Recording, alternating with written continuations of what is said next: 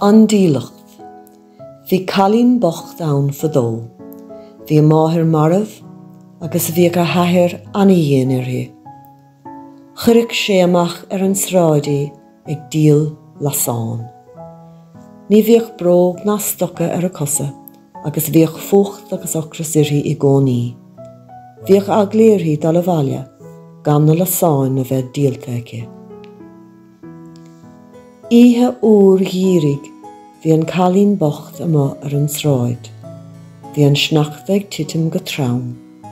Thosnaigh sí ag siúil ó sráid go sráid, chunaí féin a thaoch. Bhí aglaí dal a bhaile, mar ní raibh irid agus bosca bháin díaltaice. Tháinig tíoirtí agus hí sí i gcuine idir gáthaigh. Bhí sí lag leis an ocras agus bhí sí preachta leis an bhuacht. Lastí lasán chunaí féin a thaoch. Bhí an solas go deas-te. Cheap an cailín gur ina sí os chóir tine a bhí sí. Tine bhrá mhúr a bhí ann. Ach, móchach an solas agus duine an tine. Las sí lasán eile agus chonig sí pictiúr eile. Chonig sí seomra deas.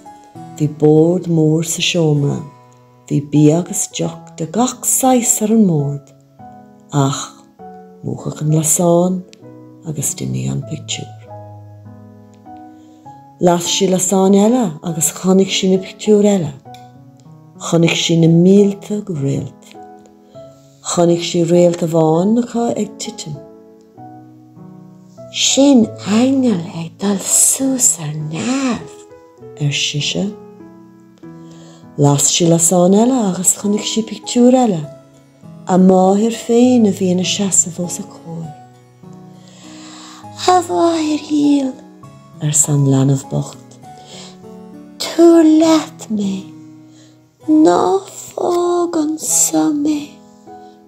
Ná himí gom fé mar a dimig an tine, agus an seomra deas, agus an bia, agus an deach.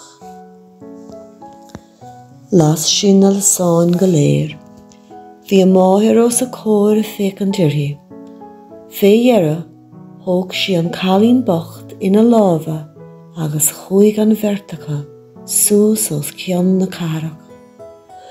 Chuaigh siad go dtí an áit ná bíonn fócht ná sneachta ann. Chuaigh siad sús ar neamh. D'éirigh an ghrian ar maidin dar gcionn. Thílsigh sí ar an gcathair. Thílsigh sí ar an sneachta. Thílsigh sí ar chorp an cailín agus éana lí sa chuine idir gáthaigh. Bhí bosca folamh ina láimhice agus bhí na lasáin go léir dóite.